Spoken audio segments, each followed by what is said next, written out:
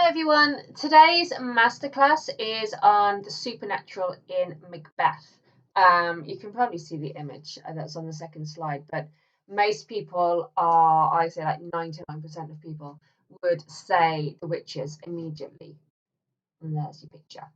So what we're going to look at in this masterclass, it's kind of ways to get as many marks as possible with the least amount of effort. You need to get into the head of an examiner. So I think for literature, there will be, for AQA, there will be 40,000 scripts. So 40,000 students in the UK will do AQA literature.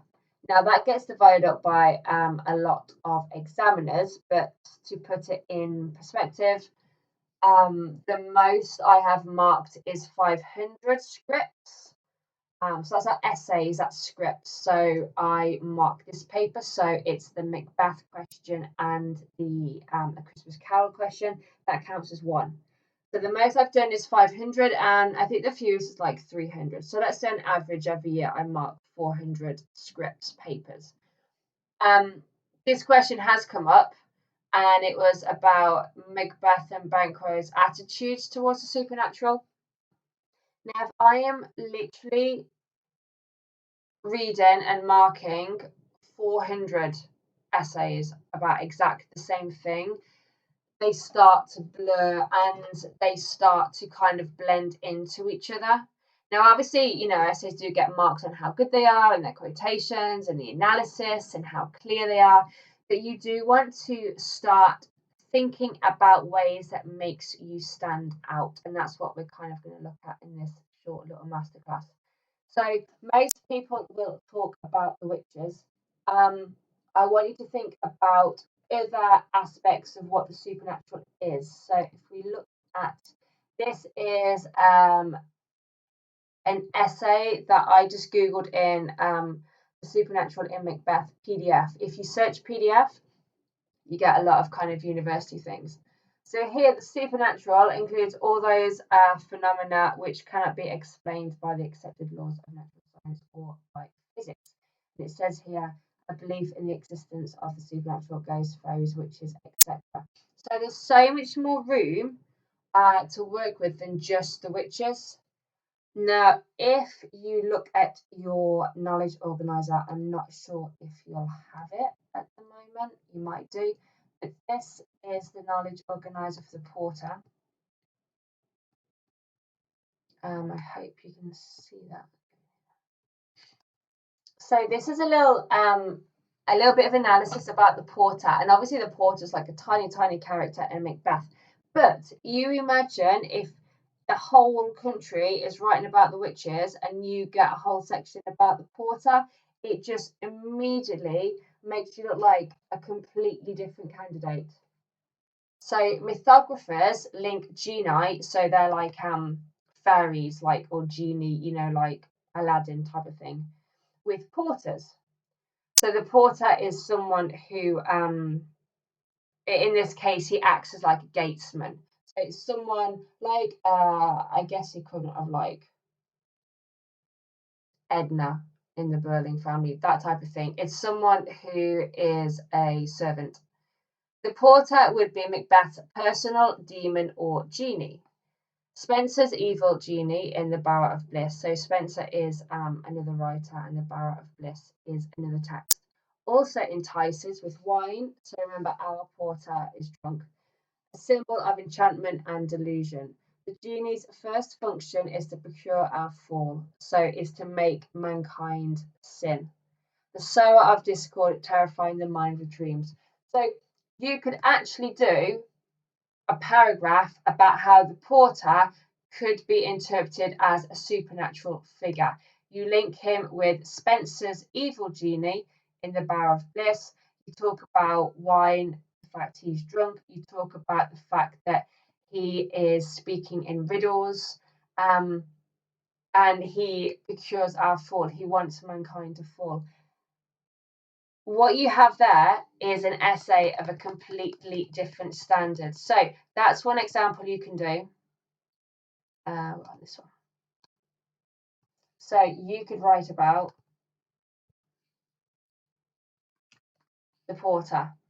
Another thing you could think about if you were you really wanted to go down the witches route is you could look at Lady Macbeth. So Lady Macbeth is often seen as the fourth witch. Um, when she said about insects me now, she loses her femininity. That links to the witches because they're seen as being quite masculine with their beards. What you should be women, and yet your beards forbid me to interpret that you are so. So you have those links. You have the links with violence. So you have with her imaginary baby, you know, the dash the brains out, and then you have the witches who use a birth strangled babe in one of their spells. So you have a real link there between Lady Macbeth and the witches. Another paragraph that you could look at is hallucinations. So here we have the dagger. You could kind of go down the sleepwalking.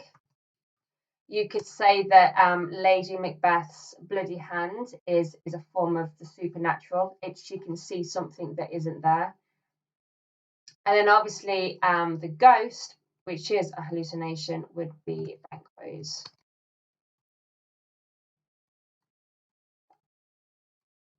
Oh, here we go. So really, all I want you to think about is supernatural is more than just the witches. Yes, you could do a grade 9 essay talking about the witches. However, you can make it a lot easier for yourself by making yourself stand out by talking about things as well as the witches. Personally, I always say this to my classes. One thing I really remember from university is how to write an essay. And the first bit is you set it up. So you do the most obvious answer. Then you push it along. So you say something a little bit more ambitious, a little bit different. And then the last section is you push your look. So you say something that really shows you out to be a completely different thinker. You're not just saying the obvious stuff. You're saying stuff that possibly even the examiner themselves hasn't thought of. So they are the key takeaways. Think about the porter, think about Lady Macbeth, think about the hallucinations. So that is the dagger and Lady Macbeth's sleepwalking and what she can see on her hands. And think about Banquo's ghost.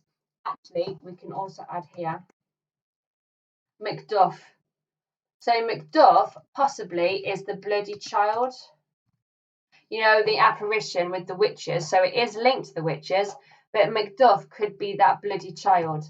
Also, the fact that Macduff was born too early, the fact that he was ripped from his mother's womb, that could be something. Maybe destiny and maybe fate. They had all started on this kind of this channel for Macbeth, like so long ago when Macduff was born. Possibly, maybe Macduff himself is a figure of the supernatural. Remember, in those days, a cesarean section would only have been done for people whose the woman was dying or was dead, and it was a way of saving the child. They would not have been able to survive. A woman would not have been able to survive a cesarean section in those days with those poor medical treatments and conditions. So Macduff was born from death. So possibly Macduff himself is a figure of the supernatural. He was born to kill Macbeth. So just have a think about that when you do your lesson. Obviously, talk about the witches, but think about all these different sections as well.